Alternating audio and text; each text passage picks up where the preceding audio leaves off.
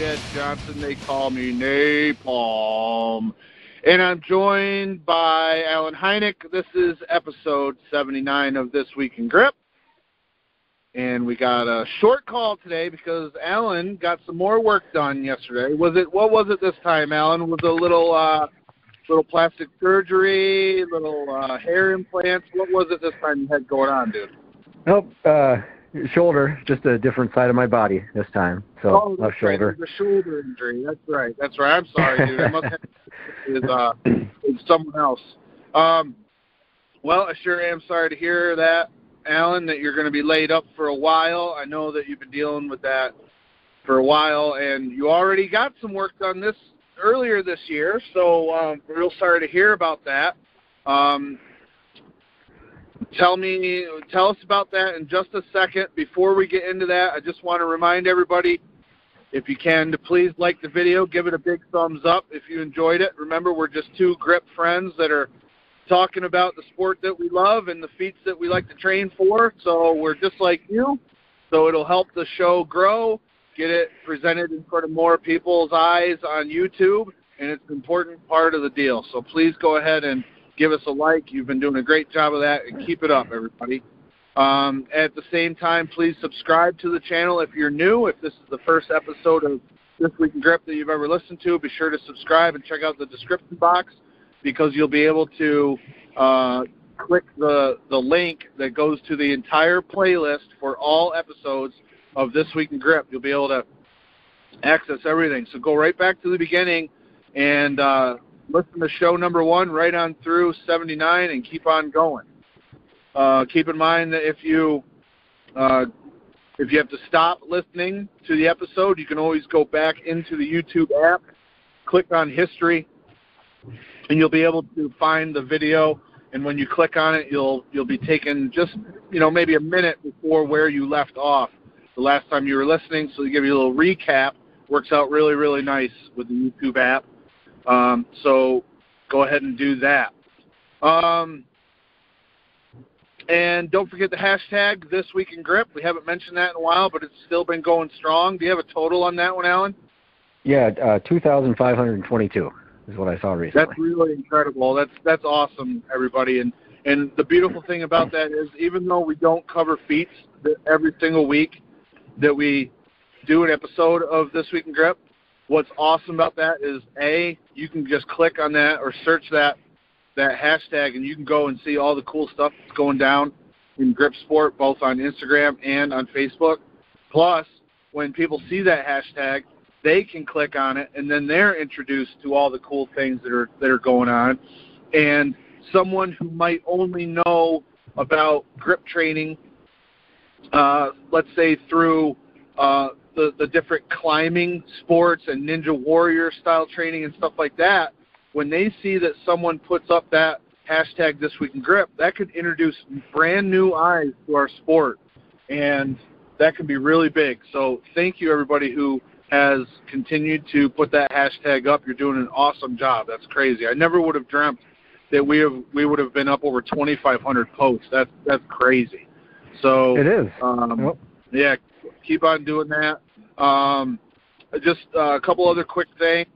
As a thank you to all of the people who have helped me reach 10,000 subscribers, I'm doing 31 days of Q&A on my YouTube channel. I've covered up until this point, well, today's the 23rd, and I just uploaded that video and publicized it around lunchtime today. So that will be up.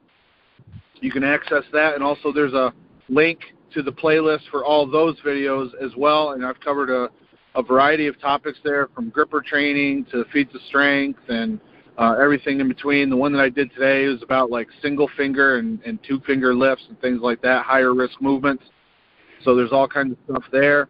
And I guess that's about it, Alan. Give us a little rundown on what you got going on with your shoulder. I know that you're in quite a bit of, because it just happened, just did the surgery on Friday. So tell us a little bit, buddy. Sure. So my shoulder injury, this one in particular, actually goes back quite a few years. It was about 12 years ago.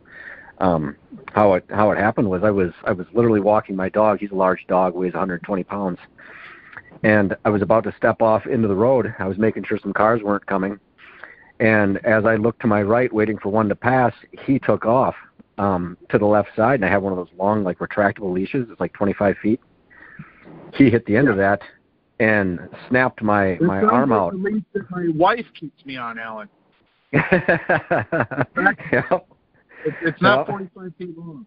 All right, go ahead. I'm sorry. And but anyway, it caused basically a dislocation of my shoulder, and it had torn a bunch of the rotator cuff tendons and did some damage to the labrum in the process. So, it was my left arm, so it was never really a huge deal to me. I was able to kind of work around that, being that I'm right-handed. Well, fast forward a number of years, and I'm having a rotator cuff surgery on my right side, so suddenly I'm using my left in a way that's a lot just isn't used to. And the old injury flared up, and there was no way I could get ahead of it again. So we tried the conservative approaches first, physical therapy and injections and stuff. None of that worked. So in the end, it boiled down to a surgery. Yep.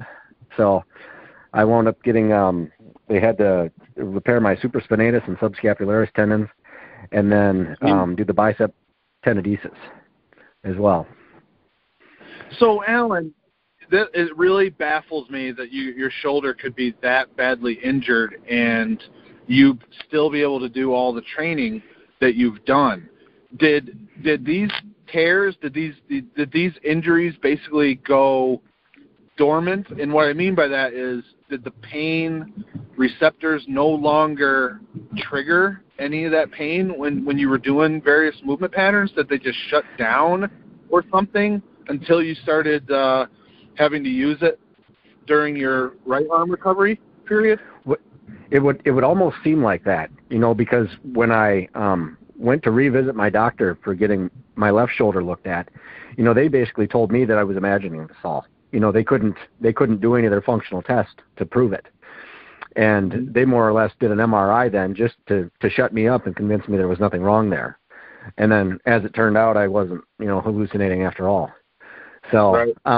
I definitely, activity, there was a lot of things I was always able to do to keep it in check. Like things like push-ups and even pull-ups, they always made my shoulder feel great.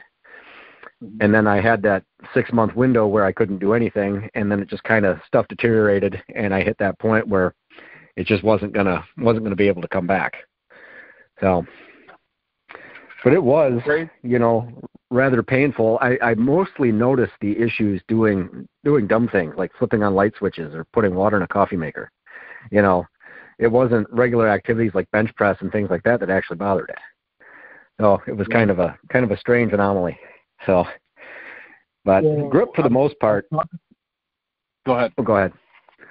Well, grip for the most part didn't have a terrible effect on it. There was some things I was a little leery of. Doing things with like the jug. This past King Kong, I was pretty aware that was an issue because I felt a lot of pressure on my biceps. So that's when. If we go back, you remember I kind of mentioned that I basically wasn't training it and didn't care for it.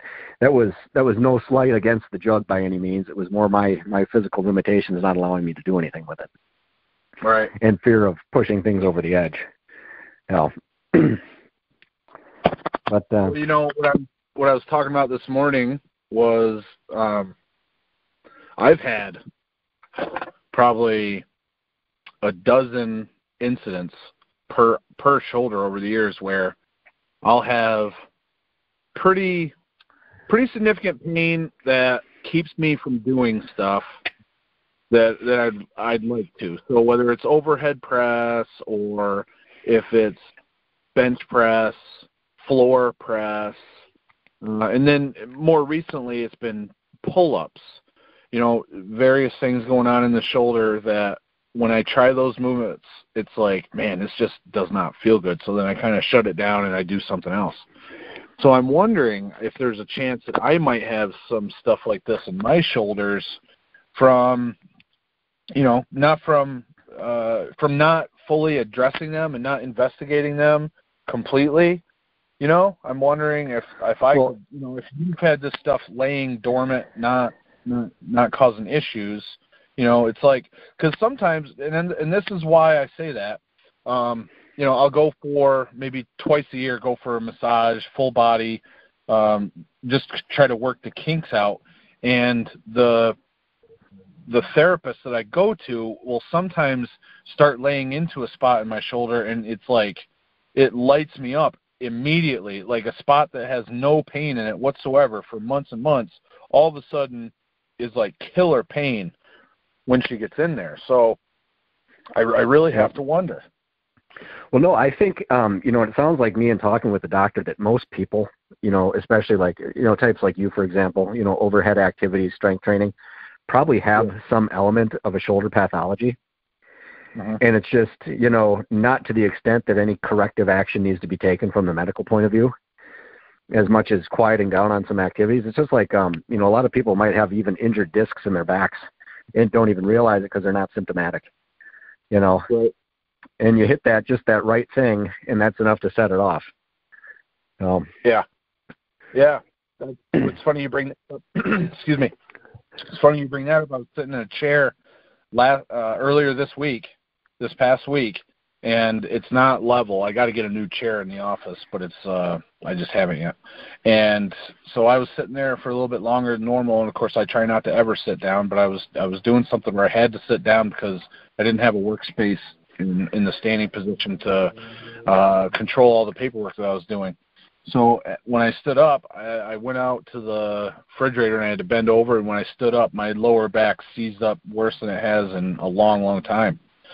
So, that's probably the disc issue ongoing that I've had for so many years that got irritated when I was sitting down in that office chair that doesn't quite sit level. So yeah, sitting is one of the worst things we can do for ourselves. It really is. Yeah, no doubt. Well, I sure am sorry to hear. How long are you going to be out from training? Well, they say, they're talking, 4.5 months to a year for full recovery. So I'm guessing I'll be able to start doing some things with this arm within the next couple of months. But to actually do anything serious, though, it's going to be a while, so. Yeah. But I can do, last time what I learned with my right hand is I was able to do like, no-set grippers and things like that, and even work with like, Titan's telegraph key, thumb screws, things like that. And that actually kept my grip strength where it was. So just maintaining that little bit of activity. I hear you. I hear you. Let me. That's good. So I'll do what I can anyway. But be a lot of focus on my right side right now. I think I'm going to be doing a lot of wrist strength, improvement there. That's always been a weak point. So now's the time to work on that, I guess. And so hopefully bring my right up to where my left was. Something to work with in the meantime anyway. So. Yeah, I hear you, for sure. Cool, man. Well, I know I wish you luck, and I know a lot of other people are wishing you luck as well for speedy recovery and back to training here as soon as possible. Of course, our year is coming to an end here. As we record this, it's Sunday, the day before Christmas Eve. So we're going to be coming up on a new year here pretty soon. So it's going to be time to cover our feats of the year here pretty soon, Alan. Yeah, yep. We'll have to put up another poll, see if there's get some activity on the grip board, see if people have any nominations. I know I've got a couple of good ones right off the top of my head. I'll save them. But had a lot of exciting things happen.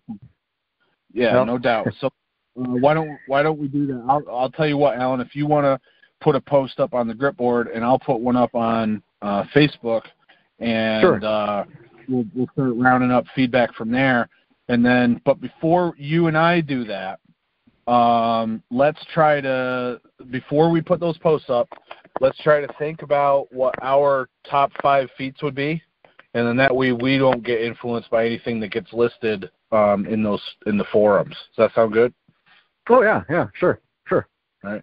And then Alan and I were talking about a possible guest to do the show with for the feats of the year. So you brought up some good names, Alan. Why don't maybe what we could do is the first thing we do is run a little poll for who would be the co-host for that show. Why don't you? I like the names that you suggested earlier. Tell everybody what they are. Maybe that'll be the first poll that we run for the person that comes on the show with us? Sure. The first ones that came to mind were Nate Browse, Josh Henze, and James Rodriguez. So yeah. They're all very active and visible guys in the grip community, so I thought they'd be good to have on. Yeah, no doubt. So if people don't know, Nate has been he has run several grip contests over the years, especially the series South Jersey grip competitions. He's also accomplished many top feats, including red nail, I know, lots of different pinching feats, including some really big inverted dumbbell lifts, all while battling some pretty significant health issues. So he's done a lot in his time in grip. I know that I first met him personally in 2013 at the Hold Fast Gauntlet. So he's a real knowledgeable guy, good guy to have on. Josh, let's see, I think I first met him in either 2012 or 2013 at, I believe, one of the David Horn competitions. He used to do a lot of training with a longtime friend of mine, Brent Barbie, out in the Pittsburgh area. And he's also crafted a few really cool grip implements that I've never seen anyone else make. And he's also famous for the little displays that he makes. Have you seen those, Alan? Some of the displays he makes out of steel and bent nails and stuff? Yes, I've seen some of those, and like the trophies he's made up for other people, he puts a lot of thought into them. I remember, in specific, the one for SJ4. I think he was asking some of our equipment suppliers out there, for pieces of things that he could incorporate into them. And I know for one of the trophies, he had a piece of aluminum, and it wound up actually going to, Gil Goodman wound up winning the trophy. So it was kind of a special award. But he incorporates a lot of different things in there that you might not get at first glance unless you're really in the know. So he does very nice stuff, no doubt about it. Yeah, for sure. And then James Rodriguez is probably most recently most well known for the videos that he did with Juji Mufu on the arm wrestling series of instructional videos that he did. And then he also is probably one of the most common posters in the comments section of This Week in Grip. So, and he's been involved with grip, I don't know how long, probably at least since 2013 maybe. And he's one of the pickup artists from he trains with Jason Otto and Bob out in the Charlotte area. Yeah, down there. So really good possibilities. I like those. So if anyone else has any other suggestions of people they'd like to have involved in This Week in Grip for the Feats of the Year discussion, then you can leave a comment below this video. And here pretty soon we're going to have a poll up to see who will be the next guest person on our podcast. So I think that gets us started, Alan. What other stuff do we need to cover this week? There's some pretty big stuff going on. Why don't you start things off? Yeah, I have one feat right out of the gate I wanted to mention that we haven't seen done from a woman was Becca Roberts just had a 15-second COC3 silver bullet hold, which is that was quite big. Remarkable. That was huge. Yep. Yeah. We don't see that. So there's really a lot of stuff going on right now, good stuff, and big feats from the women in grip sport right now. There's a lot more videos coming up from the ladies, and I really credit that with girls like Becca and Amy Waddles and others that have either been involved for a long time or even just got involved and are really excited about it. There's also a lady competitor named Amy, Aimee, and then I forget her last name, but she just competed out to Rachel and Jason Wood's competition. I believe it was in November when that took place, and she's put up several videos as well of her grip training. So there's lots of great stuff going on right now from the women that we've been seeing. And that was really impressive with that number 3. Gee whiz, that was huge for Rebecca. Yep. She's doing a lot of things a lot of men aren't doing. So that's very incredible. Yep. Yeah. Real happy to see that. So. I mean, that's a better. I'll tell you right now, that's a better silver bullet hold than Luke Raymond can do. So. I've never right-handed. even tried it. Well, Luke's one of these guys that's like completely backwards with his grippers on the silver bullet. Like right hand, he gets like 10 seconds, and then on the left, he gets like 30 with the number 3. It's crazy. But if you look at his thumb, he's got like a pointed thumb. On his left thumb, it almost looks like a spade or a garden trowel. It has like a point on it, so he's able to reach across better. He gets like a better thumb lock in that silver bullet hold with the left hand. It's really, really a weird looking thumb. It's kind of scary, and I've had a couple nightmares about it, to be honest. I never noticed he had something like that. Right. So, yeah. That's funny. Speaking of the women in grip, Amy Waddles is holding a competition next weekend. It's December 30th. It's called Gripping in the New Year. And this is a dual sanctioned meet for both Grip Sport International and Arm Lifting USA. So that's one that people need to get to out there in the Northwest. I know that there's a ton of Northwest grip enthusiasts out there. In fact, we've got a group on Facebook that goes exactly by that name. So you should get out there and get your hands on those implements and get busy, because it's going to be a good competition. You'll be able to get on the record list of both organizations. That's December 30th. And that was posted on the grip board, and there's also a Facebook page for it too. If one was to just search for Gripping in the New Year, they'll be able to find that really easy. So. Yeah. What else, Alan? What else you got?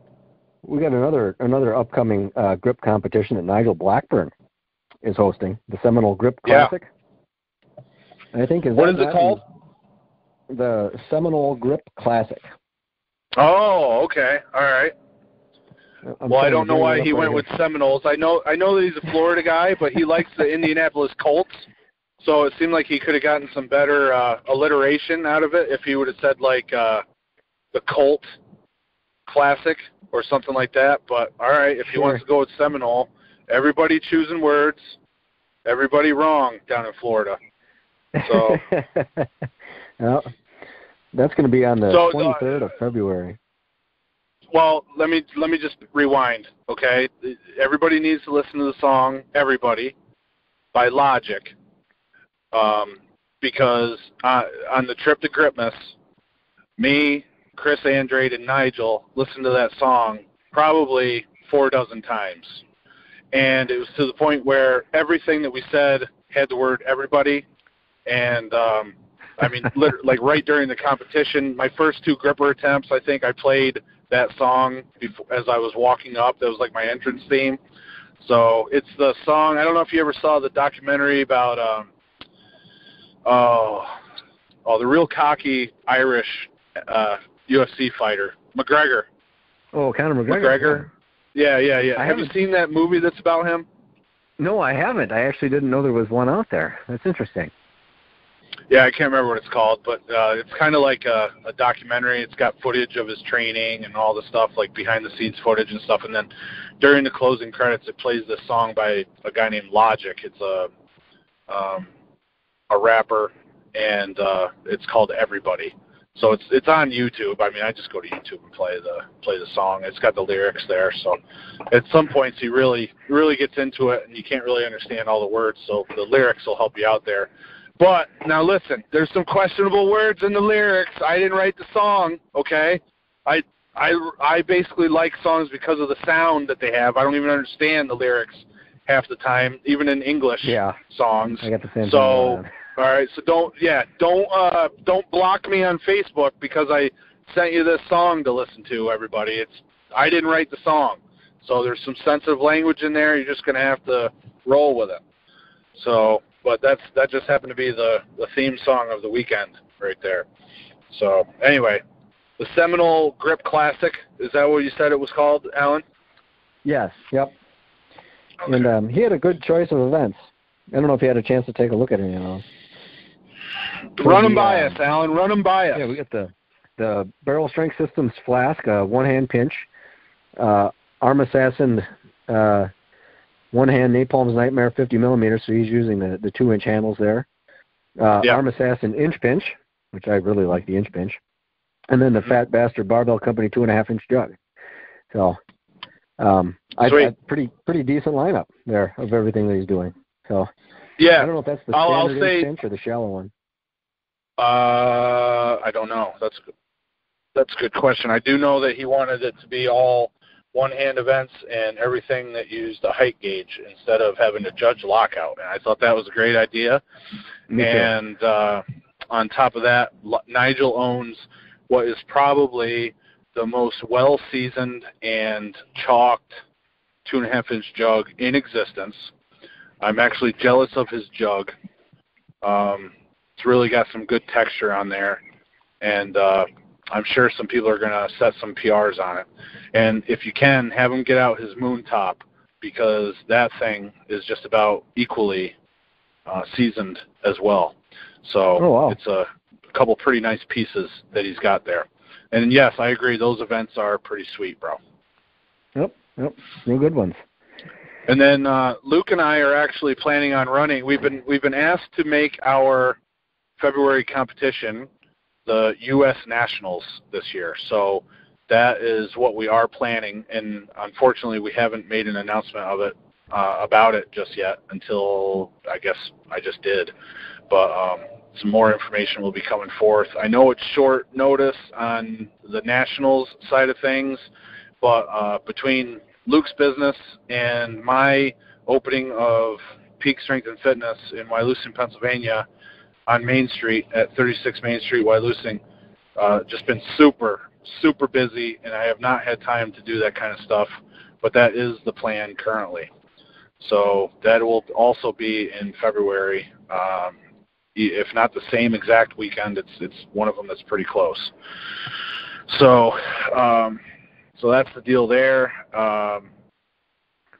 Did you have any events in mind yet, or still working out the details? Silver Bullet.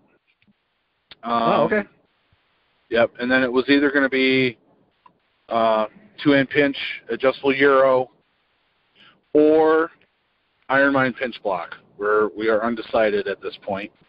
And then, let's see, I believe we were talking about a one-hand Nightmare lift as well, rolling handle, and I can't remember the rest of them. They're all written down on a piece of paper at the gym. So sure. We were looking at having 4 to 5 events, with one of them being the Silver Bullet, so that the competition doesn't take forever. So, yeah, that's the idea. Nice. Okay, cool. And then tell us, you got information there on Aaron Corcoran's competition, Alan? We were talking about that earlier in the Facebook Messenger. Yep. So Aaron Corcoran has one coming up in April. Yep, April, called the Southwest Region Grip Sport Championships. Let me just bring this one up here. Yeah. And April 13th, 2019, it's going to be at the Tucson Strength Gym in Tucson, Arizona. Looks like entry fee, start time, a few things to be sorted out yet, but the events are going to be a 20-millimeter block set close, one-hand contested, 4 attempts, 2-hand pinch deadlift, 2x5-inch Saxon bar, 4 attempts rising bar, and then the one-hand dumbbell deadlift. That's the CTS plate-loadable inch handle, so that's the Corcoran Training Systems plate-loadable inch handle. Spherical profile inner plates will be used, 4 attempts rising bar, possible 4th event. So he's got a good little roundup there too, with the 20-millimeter block. Yeah, that's a new event, right? I don't think that's been contested before, right? Right.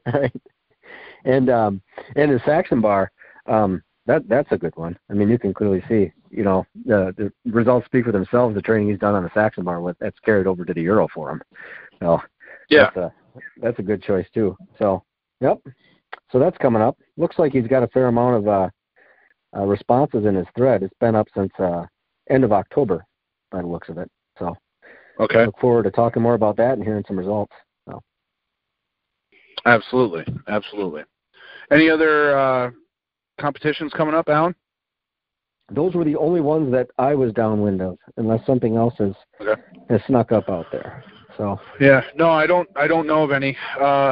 So there's lots of competitions coming up across the whole country, including the Canadian Nationals is going on in February too, Alan. That's actually how that discussion came up. Yeah, that's how that discussion came up for a U.S. Nationals. Because I guess it was basically Joe Sullivan that mentioned, well, there's a Canadian Nationals. Why isn't there a U.S. Nationals? So that's kind of how it was suggested that Luke and I convert our winter competition that has a different name every year into the U.S. Nationals. So that's the story behind that. So that's another one. There's lots of stuff going on across the country and in Canada that's scheduled right now. So get yourself to a competition. It's going to be a good time. Yeah. Well, and after that, I think the only other one was the Arnold, right? And that's kind of out of ways. Yeah. I had a couple other things that I wanted to mention. I sent myself a note, Alan, so let's see. Oh, yes. This is something that I saw probably announced a week ago, and then I just saw a follow-up about it today, and I think this is a pretty cool idea. So I wanted to mention it today. Darren Shulman and Andrew Pankey are planning on doing a Q&A video. I don't know if it's a series or if they're taking all the questions and then they're going to answer them all in one video. I'm not sure. But they plan on addressing the concerns from people with smaller hands and how to train grip when you have smaller hands and be competitive in the sport. I thought that was a pretty cool idea. That really is. Yeah. I don't know the size of these guys' hands exactly, but if you don't know, Andrew Pankey runs Fat Bastard Barbell Company and has run several competitions over the years. Been involved for a long time, I think probably since 2011, 2012 or so. He's been involved. And Darren Shulman, if you haven't heard that name, he did take some time off from the sport this year, but he has set various world records, both in competition and just in a training environment, beating world standards. So he has a really good resume behind him. So these are two guys that are good to run this topic. So if you are friends with Darren Shulman or Andrew Pankey on Facebook, go and hit them up and leave a comment under those discussion headings, those threads, and they may be able to bring some information to the table that other people that do Q&A videos might not be able to, since they don't experience that factor of having smaller hands, myself in particular. So I'm behind them 100%. Yeah, no doubt about it, man. I think Andrew and I, hand size wise, I think we're pretty close to the same, right in that average part of it. I guess I don't know about Darren Shulman though, but he's got some beastly lifts. I mean, pulling upwards of 300 on the V-bar. That's no joke. He's real accomplished for sure. So they ought to have some good insight, I would think. Yeah, no doubt about it, man. I don't know if they're going to do a Facebook Live or if they're just going to film it on their camera and then chop the videos up. I really don't know. I don't have any details on that. Maybe one of them that listens to the show can leave a comment and give us a little bit more details on how we can make that work the best. But I thought it was pretty cool that they were doing that, and I'm behind them all the way. Yeah, for sure. All right. What else, Alan? Anything else? No, I just wanted to mention Luke's nice little 20-kilogram plate pinch he did, the 220 kilos of Paul Knight's. Yeah. That was right. Chrome plates like that. I can't even imagine how I would have got the chalk to stick to them. But those just look slippery. Don't forget who it is, bro. It's the chalk whisperer. Yeah, right, the chalk whisperer. He chalked a block of ice the other day. It was ridiculous. I'd never seen anything like that. He can chalk anything. He can chalk the ocean. He's Chuck Norris needs something chalked. He calls Luke Raymond. That's awesome. Haven't heard we did like some Chuck Norris jokes on here one time, didn't we? Yeah, a long time ago. Yeah. We need to do more of them. I know that. Yeah. Well, I got some posters in my garage with Chuck Norris jokes on them. I'll never forget the picture where he's holding the two old school York 45s in a pinch grip, smooth sides out, and then the one lady that was on all the bodybuilding magazines, I think, is standing right beside him, and she's like, "Oh, look at this!" Oh. I'm sure the plates are fake. There ain't no way that Chuck Norris pinched those, but I think it's a pretty cool picture anyway. So they're who's the other dude that's been it's been insinuated that he uses fake plates in his training videos, does like a 595 bench press. Who is that dude? He's ripped. Like Brad Castleberry? Yes, Brad Castleberry, yeah. Maybe that's where Brad Castleberry got his weights, from Chuck Norris. Yeah. You know what's funny about that for me is, like, these guys are, like, big and strong, and they're seriously jacked, right? It'd still be impressive if it was just like 405. You know, I mean, why take it to that level? You know, I don't get it. I mean, because you're not going to fake the size on this dude, you know. Right. My thought. Well, the problem is, it's like you got a plate that's real shiny, then you got a plate that's dull. Then you got a plate that's real shiny, then you got a plate that's dull. So it's like they've got a real plate, then a fake plate, then a real plate, then a fake plate, and then a real plate in order to get the 5 plates on each side. Well, and then on the other side, it's exactly the same. Whereas most people I know who aren't as freaked out about weights as I am, you know, I've got to have like the same exact type of plate on each side, and you got to use the right quarter and the right dimes and all that stuff, or it just messes me up. You know, if they were real plates, you'd think that color variation would not be so perfect and go like bright dull like that. You know, if they were real plates, because as far as I know, most people don't obsess about it like I do. So, I don't know. Who knows? I know he's not gonna. I know he's not pinching 2 old school York plates. So if he comes out with that, then we've got to have some serious red flags going up, because that means he is boys with Chuck Norris. Yep. Oh. All right. Thanks for laughing at that, Alan. I know that nobody else is gonna. So. Yeah. Oh, I love all that Chuck Norris stuff. It never gets old. Well, Alan, I know that you're sitting there in pain, and I know you wanted to get this thing taken care of early, so if you'd like to, we can go ahead and wrap this up. I do appreciate you doing the show for me. I'm sorry that I had to be a whip, what is it, a whip cracker? Whip snapper? What is it? Whip cracker, I think. Whip cracker? I cracked the whip and made you get on the phone with me today, but you've done your duty, Alan. The show's yours, brother. Wrap her up for us, my man. All right. Well, that's episode 79 of This Week in Grip. Thanks for listening, everybody. Don't forget to like the video and subscribe if you haven't already. And we'll be back, I suppose, in probably a couple weeks with another one then. We'll see you then. Merry Christmas and Happy New Year, everybody. We'll see you later. Bye-bye.